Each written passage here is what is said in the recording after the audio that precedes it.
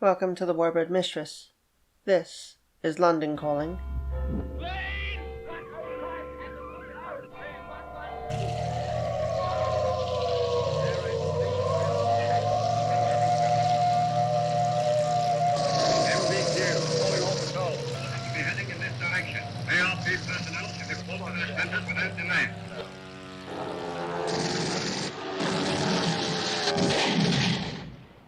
Today is Thursday, the 15th of August, 1940, and these are the events of the very busy day we've had. While last night little activity was seen from the Luftwaffe and Britain's got a restful evening, today's fine weather brought with it plenty of German steel. At 1100 hours, 5 main attacks developed over the Channel, coming in to disturb our otherwise quiet day. Hawkinge and Lim were the first victims to fall to the Hun, with 40 U-87s together with a heavy escort totaling approximately 100 enemy aircraft coming over the Channel to strike at them.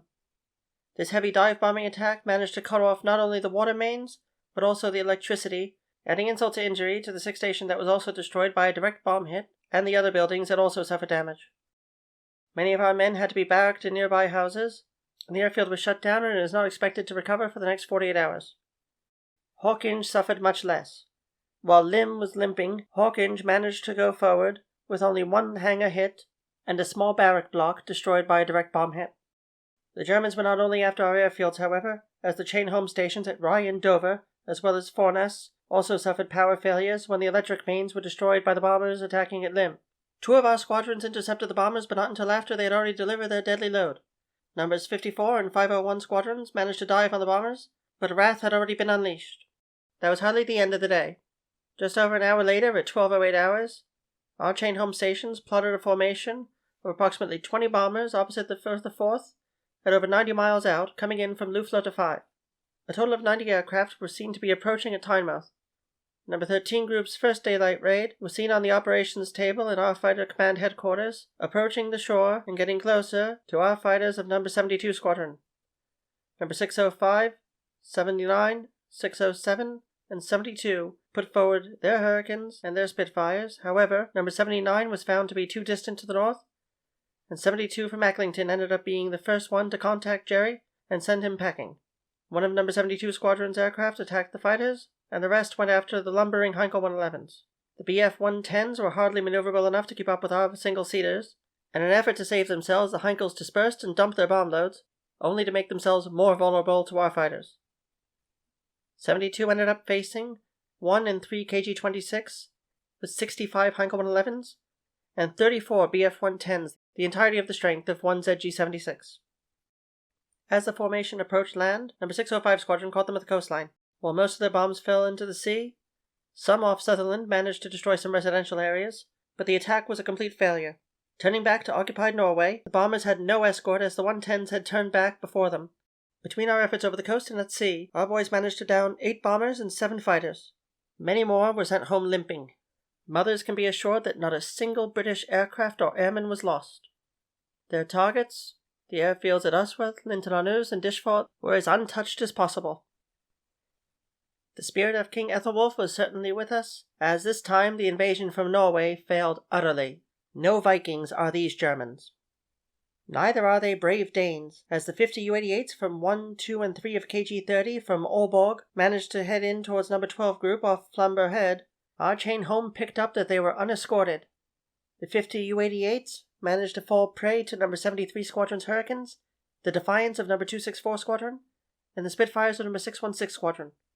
As the enemy divided into 8 sections, believing it would somehow protect them, our boys were joined by the Blenheims of number 219 Squadron.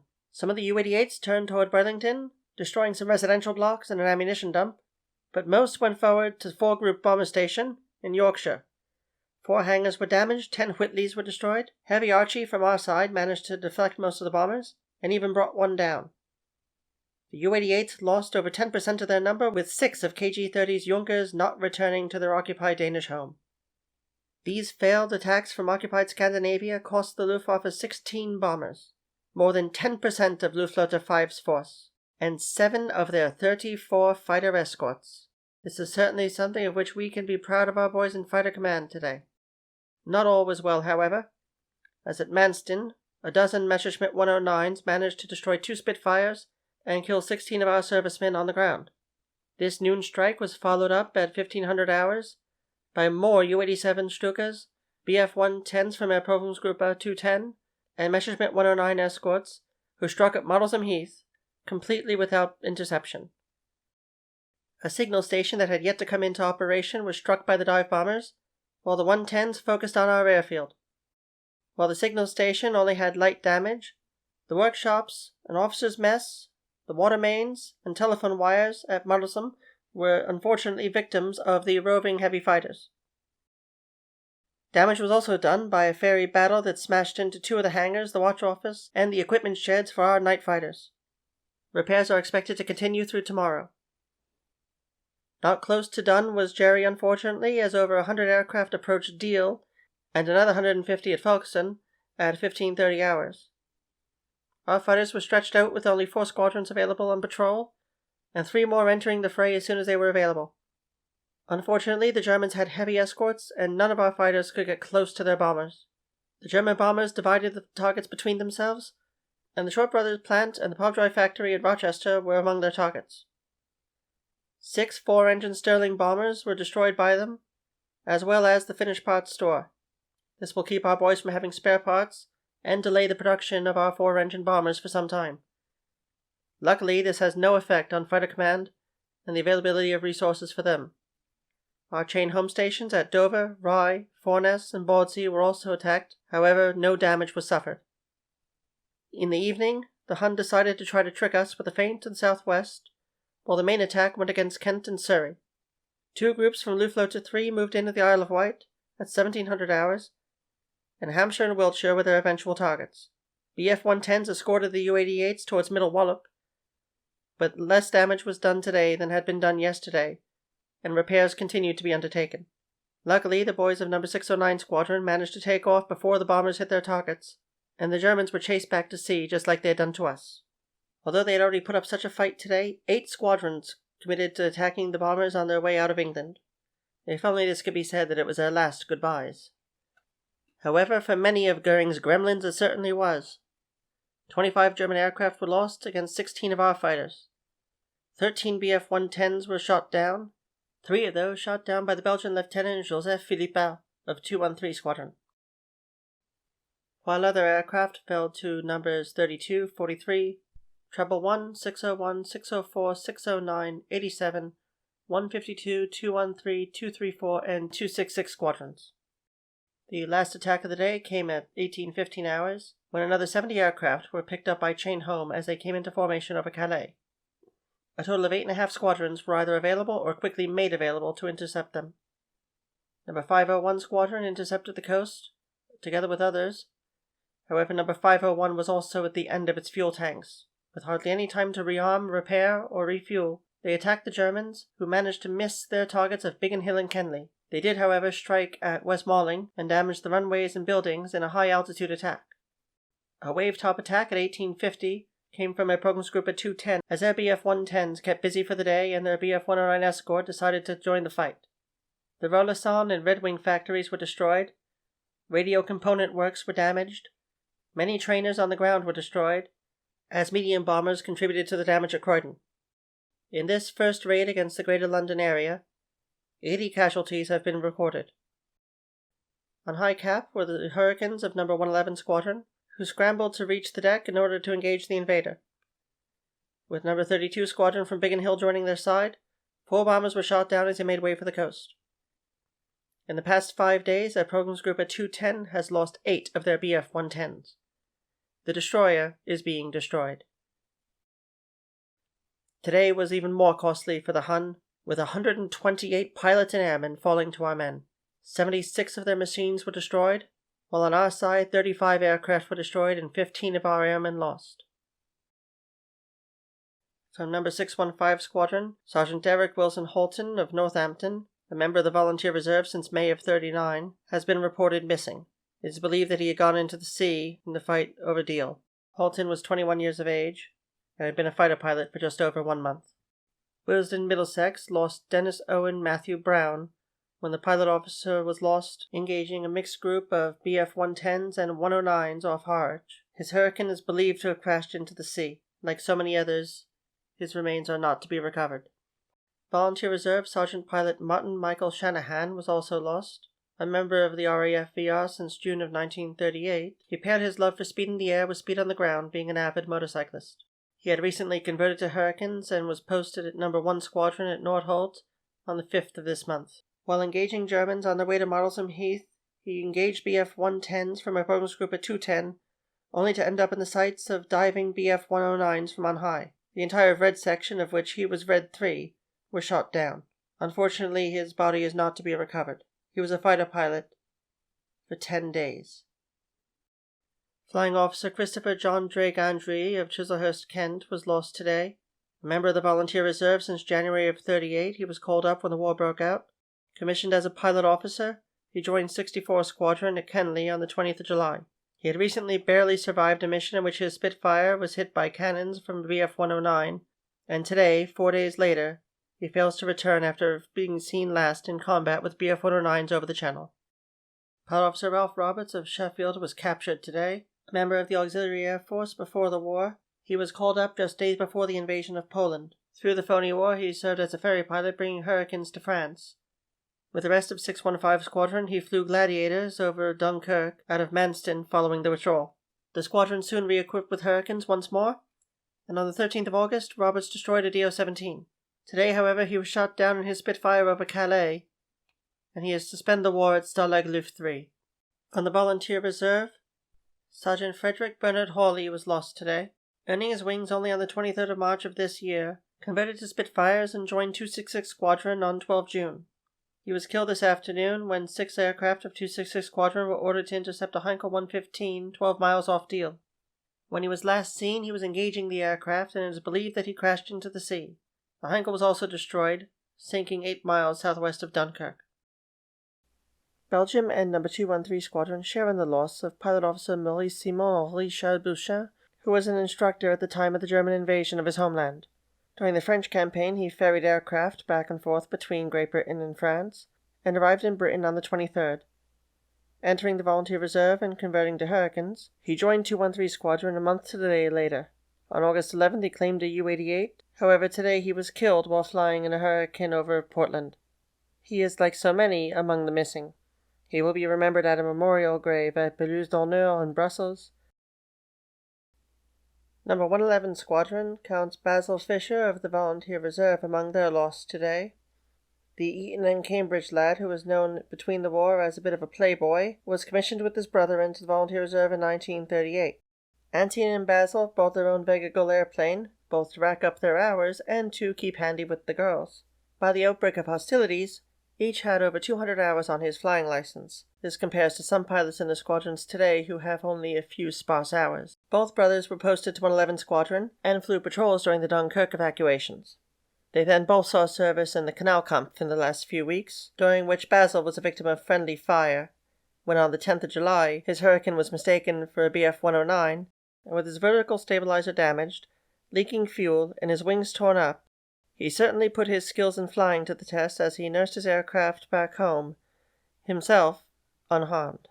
This evening, when Trouble 1 was scrambled, the squadron made its way over Selsey Bill to attack the U-88s and the Bf-110 escorts. Both Fisher brothers were engaged in the attack, and they shared in the destruction of a U-88 off Thorney. However, defensive fire from another of the U-88s tore through Basil's aircraft, and soon flames could be spotted from the engine. As he bailed out, his brother had to watch as not only did the aircraft explode behind him, but his brother's parachute was engulfed in flames as well. The remnants of the Hurricane flew erratically until crashing into a barn, while Basil free-fell to his death. Antony Fisher has been sent on leave after suffering a nervous breakdown tonight. In the future, Antony Fisher will be the inventor of the Fisher Trainer, the training mechanism by which air gunner recruits may practice firing at moving targets on the ground before they end up having to do it against Jerry in the air.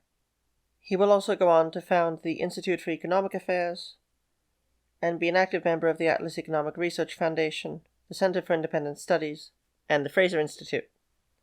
Basil will have a nephew named after him, born 1 year to the day since his death.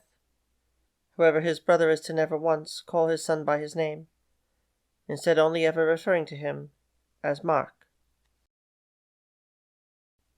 Squadron leader Terence Ganon Lovell-Gregg of Wanganui, New Zealand, was killed today while flying a Hurricane with No. 87 Squadron. A member of the RAF since March 1931, he had gone in 1933 to fly Wapitis in Mosul, Iraq. Returning in February 1935 to the home islands, he then trained at Calshot to be a floatplane operator. At the outbreak of war, Lovell-Gregg was sent to 15 Flight Training School at Lossiemouth as an instructor. Having converted to Hurricanes, he joined 87 Squadron on 15 June as a supernumerary officer, and then took command on 12 July. When scrambled this evening to intercept 2 squad U-87s, escorted by 20 Bf-110s and 60 Bf-109s, he led his squadron with the suns to their back and line astern straight towards the destroyers. However, one of the rear gunners caught him, sending his Hurricane ablaze. While he was able to control the descent of his aircraft from 15,000 feet to the deck, it appeared to observers that he decided to attempt to force land his aircraft, going into a field in the Abbotsbury area. Unfortunately, his aircraft struck a large oak tree, and while Lovell-Gregg was thrown clear, he was already dead on impact. Also of No. 87 Squadron is Pilot Officer Peter Woodruff Comeley. Comeley joined the RAF on a short service commission in January of 1939 and was posted to 145 Squadron at Croydon on 23rd of October 1939. After ferrying Hurricanes to France in February 1940, he stayed with 87 Squadron at L'Île-Séglin, remaining with the squadron during the French campaign. On 20 May, he engaged a U-88, but took damage and had to return for repairs. That same day, the squadron was ordered back to Debden, and during his second flight of that day, he has 2 U-88s to his credit. Soon thereafter, the squadron went to Church Fenton, and as part of B Flight, he entered the night fighting role. He had a HE-111 and a U-88 to his credit. However, now back to day fighting, he was shot down by a Bf-110 in combat off Portland. The 19-year-old is forever among the missing. Captured today is Pilot Officer Richard Hardy. Hardy, an Ashford, Kent native, joined the RAF on a short service commission in February of 1939. He was immediately posted to the newly reformed 234 Squadron at Leconfield, where he remained until today. In today's fight off Swanage, his Spitfire was severely damaged by Bf-109s, and he was chased towards Cherbourg, where he crash-landed on the beach and was captured by Jerry. His Spitfire crashed in good condition, and it will be restored by the Luftwaffe to flying condition for use and evaluation. On 6 November of this year, he will be gazetted Flying Officer, in November 1943 to Flight Lieutenant. Being held at Dalagluft, a transit camp outside Frankfurt, 18 POWs are to escape on 1st of June. While all are recaptured, Hardy is thought to be among the escapees that wasted the time of 3,000 police, security personnel, and troops that would otherwise be engaged against us. After that, he was held in Stalag Luft 3. Liberated in May of 45, he is to be released from the RAF as a flight lieutenant the next year. He will pass away in September 1997. Less fortunate from 234 Squadron is Pilot Officer Cecil Height. A native of Stratford, New Zealand, the Kiwi was a car salesman before the war. He spent his own penny in getting passage to England in 1938 and joined the RAF. On 29th of April, he completed training and was posted to 234 Squadron, which at the time was flying Blenheims. Arriving on 6 November, he would only fly them until March of 1940, when the squadron equipped with Spitfires. Today, while fighting off the Luftwaffe in their raid against Bournemouth, he was shot down. He entered a dive at approximately Angels 5 and bailed out. However, he was unable to pull his ripcord as he was severely injured, and he was killed on impact. He lay in the garden of Hambledon House, where Canon Headley Burrows, the local vicar, had only arrived just before. Finding Hight's body, the office of the dead was set over him, and he is to be buried at Boscombe Cemetery on 19 August. Milford Junction, Perth, Western Australia, lost a son today when Pilot Officer Francis W. Cale was killed. He had learned to fly as a civilian before being provisionally accepted by the Royal Australian Air Force on behalf of the Royal Air Force. Arriving in England, he immediately underwent flying training and earned his commission in May of 1939. After advanced training, he was assigned to 266 Squadron in November. It was only in July that he married Muriel Joan Perry at Paddington, and today he met his end when he was shot down by Bf-109s over Maidstone. He bailed out of his Spitfire, and while his flaming aircraft would land on the bank of the Medway, he landed in midstream, Unfortunately, he drowned, and his body will be recovered tomorrow. He is 25. He is to be buried in Westminster City Cemetery, Ealing, not far from where his too-soon widowed wife resides. Brandon, Manitoba, Canada, also lost a son today. Pilot Officer James T. Swede Johnson was killed after crashing into the Channel, shot down by Messerschmitt 109s. Son of Scottish immigrants, he returned to Britain in 1939 and joined the RAF in January. He was posted to 151 Squadron at North Weald in mid-July 1940, immediately following flying training school. He had no conversion training to the Hawker Hurricane, but instead was taught on the spot, moving his way from the two-seat Miles Master Squadron Hack right into the seat of one of our most modern fighters. Staying with the squadron through the fight, he claimed a Bf-109 4 days ago in combat, and yesterday he had one more. Today, however, 4 of his squadron were shot down, including his own. He crashed in the Channel near Dymchurch, and while he bailed out, he was unable to deploy his parachute. When one of our rescue boats reached him, he was already dead. He is to be buried at Hawkins Cemetery, and Johnson Lake in Manitoba is to be named in his honor. Listed as missing is Pilot Officer Mieczysław Rozodovsky. Born into the Polish diaspora at St. Petersburg, Russia on 30 May 1915, his family relocated to Poland sometime during the tumult of independence and the war against Soviet Russia.